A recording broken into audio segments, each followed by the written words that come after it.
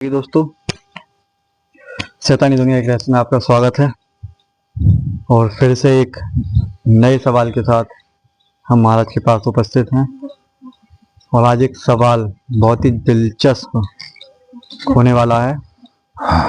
अधिकांश लोगों की भावना और लगाव उन माता से है, और अधिकतर बहन बेटियां, लड़के, मेरे भाई बंधु उनको बहुत ही अपना सब कुछ मानते हैं। और उन माता के बारे में आज एक जिज्ञासा है। सभी लोग मानते हैं। सीधा सीधा कहो जी हाँ, माँ कालिका के विषय में आप जानना चाहते हैं। जी जी जी जी जी गुरुदेव, आयुष्मान श्री राधे चरण स्पर्श। और सबकी जिज्ञासा है, और ये मैं समझ सकता हूँ कि बड़ी आज आप सभी के मुखमंडल पे हंसी है, क्योंकि बहुत दिन से ये लोग मेरे पीछे पड़े हुए थे कि महामाई माँ कालिका की जब हमारे गुरुदेव पर असीम कृपा है। जी बिल्कुल गुरुदेव। तो उनकी साधना आज तक गुरुदेव ने हमसे क्यों छुपा रखी है। जी, और तो कहना चाहूंगा गुरुदेव कि माता काली बंगाल से प्रसिद्ध हो रखी हैं, तो मैं बंगला भाषी कुछ जानने का इच्छुक हूँ। अब मुझे मालूम है ना, जबरदस्ती तुम्हें मुझे ना थोपना है ये, जिससे मैं नकार ना सकूं।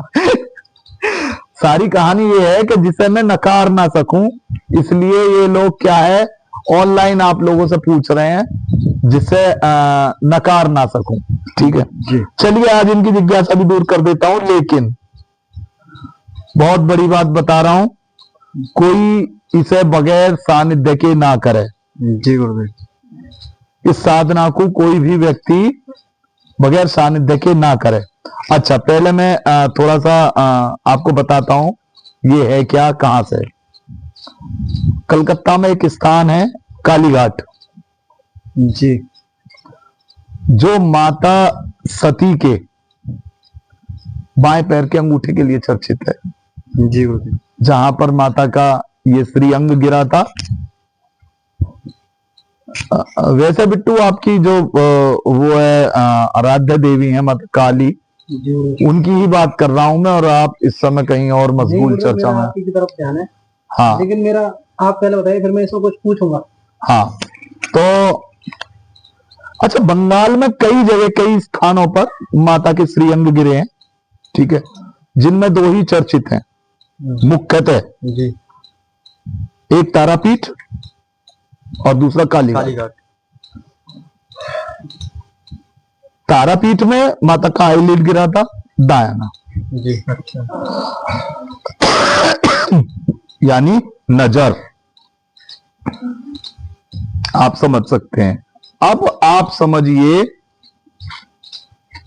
बंगाल इतना ज्यादा फेमस क्यों है। बंगाल इतना ज्यादा फेमस क्यों है इन सब चीजों के लिए।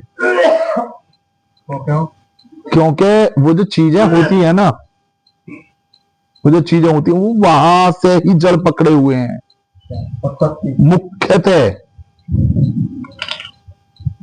मुख्यतः जो है वो इनकी जो उत्पत्ति है वहां से ही है। तो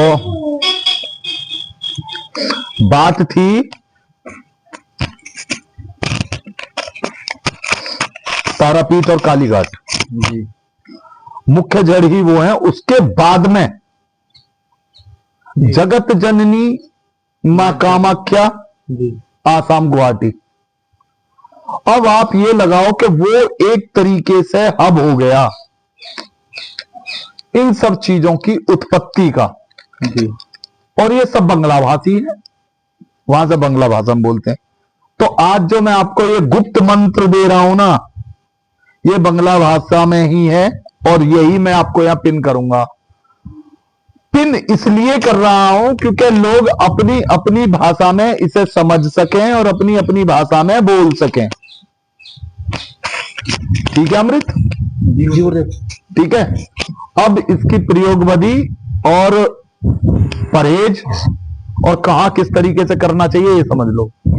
किसी भी काली, आज कुछ ज्यादा मौसम अच्छा नहीं हो रहा, आपकी उत्सव महामाई का ज्यादा आज बढ़िया अनुग्रह हमें मिल रहा है।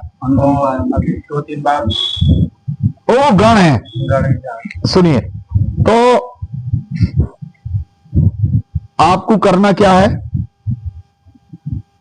पूर्णतः नग्न अवस्था में माता काली का एक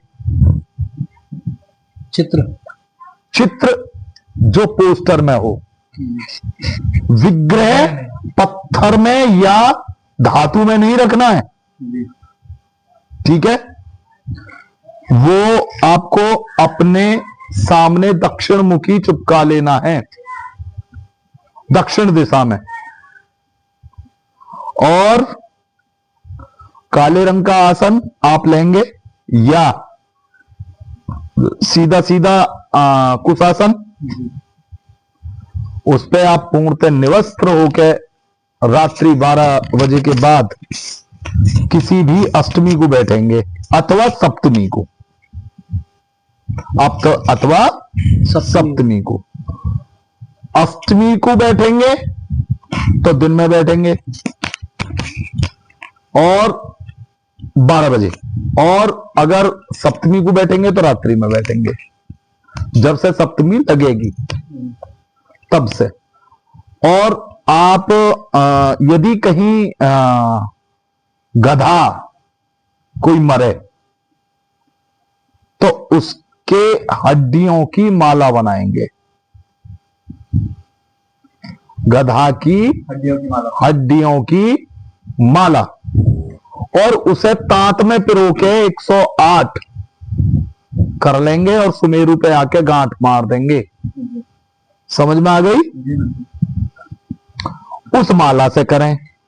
ये है अघोर रूप में माला का निर्वाचन करना, और फिर उसका शुद्धिकरण करके तभी उस माला को प्रयोग करें। दूसरा, ये साधना घर में कर सकते हैं क्या? इसीलिए मैंने कहा एक अलग कमरा लें। बिल्कुल घर में अलग कमरा चलेगा? नहीं, घर से भी अलग। माता कालका की पूजा आप कैसे कर सकते हो ऐसे? बिल्कुल अलग है, ठीक है, बगैर गुरु सानिध्य के ना करें, ठीक है। अब उसके उपरांत आप समझें पूरी तरीके से। यदि कुछ लोग क्या है कि ऐसा चाहते हैं कि जी थोड़ा सा कृपा हो जाए, नहीं मिलेंगी गधे की हड्डियां, तो उस विषय में हम क्या करें? फिर आपको लेना है हल्दी की गांठें, और हल्दी की गांठों से आप 108 माला की हल्दी की गांठ बनाएं, और उस पे माता कालिका का ये मंत्र केवल एक माला करें। हल्दी काली या पीली? अरे काली या पीली? क्या पीली हल्दी? पीली वाली। काली हल्दी तो सम्मोहन के काम आती है, आकर्षण के काम आएगी, सम्मोहन के काम आएगी। समझ में आई आपके? तो उसके उपरांत ही ये माला जाप करें पूरी। ये मेरी गारंटी है, गारंटी है जी। आप 7 दिन करने के बाद में भागे भागे अपने गुरु के चरणों में जरूर जाएंगे। उसके पीछे का रीजन क्या है? रीजन ये है कि माता कालिका आपको स्वप्न में दर्शन देना चालू कर देंगी। नहीं, सौम्य रूप भी नहीं होगा, जैसी आपने अपने मन में छवि बना रखी है, जैसी आपने अपने मन में छवि बना ली है, उसी रूप में वो आपको दर्शन देना प्रारंभ कर देंगी। लेकिन किसी भी कीमत पे आपको 41 दिन से पहले ये नहीं रोकना है। 41वें दिन आप जब अपनी कर लें तो देखिए ध्वजा, नारियल और ये सब चीजें, पान सुपारी लेकर माता कालिका के मंदिर में जाके और इनके अर्पण करें। मेरा मानना यह है यदि भक्त से ज्यादा प्रसन्न हो माता और किसी चीज की इच्छा करें स्वप्न में आके, तो उसका भी भक्त को अपनी सामर्थ्य के अनुसार पालन करना चाहिए। वचनबद्ध हो जाना चाहिए, ठीक है। जी अथवा यदि वो इस तरीके से ना हो तो उसके बाद में माता को बिल्कुल साफ 108 नींबुओं की माला क्रीम लिख के काली स्केच से और उसे काले रंग की माला में धागे में जैसे ही आप एक नींबू डालेंगे तो उस पर कम से कम एक नींबू का पत्ता लगाएं, नीम का पत्ता, सॉरी, ठीक है। नीम का पत्ता लगाने के बाद में फिर उसमें दूसरा नींबू डालें और क्रीम क्रीम बोलते रहें और फिर उसे माता कालिका के गले में सहर्ष आप उसे डाल दें। माता कालिका आपसे बेहद प्रसन्न हो जाएंगे। गुरुदेव मैं माफी चाहूंगा, बीच में पूछूंगा, मेरी जिज्ञासा, आपने कौन सी वाली साधना करी? महामाई मां कालिका मुझ पे और आप सब पे अपनी कृपा दृष्टि बनाए रखे। माता कालिका घाट, मां काली घाट, तारापीठ, जहां से मैं मुरीद हूं और जहां से मां तारा की दृष्टि इस वक्त पे पड़ती रहती है। तो अब इससे आने वाली जो आप लोगों को साधना होगी वो मैं दूंगा मां तारा की, और मां तारा कालिका का ही एक रूप है और जिन पे मां तारा की दृष्टि पड़ जाए वो इस भव सागर से तर ही जाता है और सर्वदा मोक्ष को प्राप्त होता है, ठीक है। तो माता के सानिध्य में रहते हुए मैंने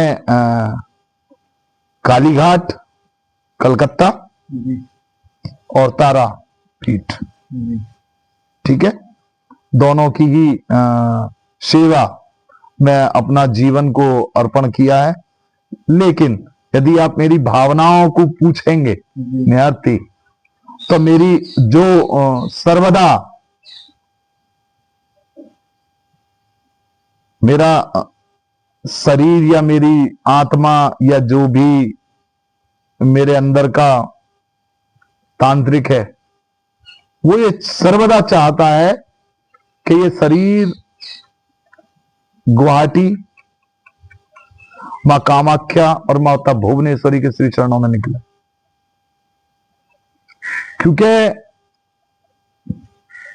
माता भुवनेश्वरी का जो विधान है मैं इससे पहले बता चुका हूं, उनकी कृपा तो बहुत असीम है, मतलब बस शब्द ही नहीं है। हम हालांकि सभी देवी देवता अपनी अपनी जगह हैं, अब जितना इस शरीर ने इन सब चीजों को देखा है उतना आप सब लोगों को दे रहा हूं और बता रहा हूं, ठीक है। हर एक व्यक्ति की अपनी एक जिज्ञासा होती है, अपना एक ध्येय होता है, अपनी एक महत्वाकांक्षा होती है, अपना एक देव होता है प्रिय। अब जैसे बिट्टू की मां ने माता कालिका, अमृत की तरफ यदि देखें तो नाथ जी की तरफ ये ज्यादा रुझान करता है, ठीक है, और दूसरा काली में भी उनका ज्यादा रुचि है, ठीक है। और यदि आप अपने गुरुदेव की बात करोगे तो मैं सर्वदा महामाई मां कामाख्या और सारी बंगाल पीठ को सर्वदा सर्वोपरि मानता रहा हूं।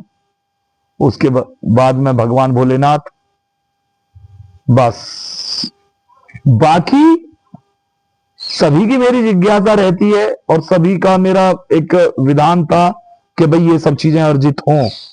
तो मेरी जो महत्वाकांक्षाएं थी ना वो बहुत बड़ी थी, बहुत छोटे से इन सब चीजों में घुसा हूं, बहुत छोटे से। अब चलो खैर इसमें वीडियो ज्यादा हो जाएगी। नहीं गुरुदेव, एक चीज आपने साधना बताई, इसके परहेज वगैरह और बता देते। हाँ, परहेज तो देखो ब्रह्मचार्य से रहना है, अपने हाथ से खाना पीना है, लहसुन प्याज कच्चा तलक नहीं खाना है। जबकि जबकि क्या है, ये एक अघोर साधना है, लेकिन परहेजी में सभी वही चीजें आएंगी। के लिए परहेज है। साधक के लिए वो सब चीज परहेजी क्यों है? जिससे कि आप ब्रह्मचार्य में फेल ना हो। बात आप समझ रहे हैं? जी। तो ये इसलिए है चीजें। ठीक है। बहुत आभार गुरुदेव, आयुष्मान। इतने लंबे समय के बाद आज माता कालका के बारे में जानकर बहुत खुशी हुई। आयुष्मान श्री राम। आयुष्मान। लाइक करें, शेयर करें, सब्सक्राइब करें। जय माता की।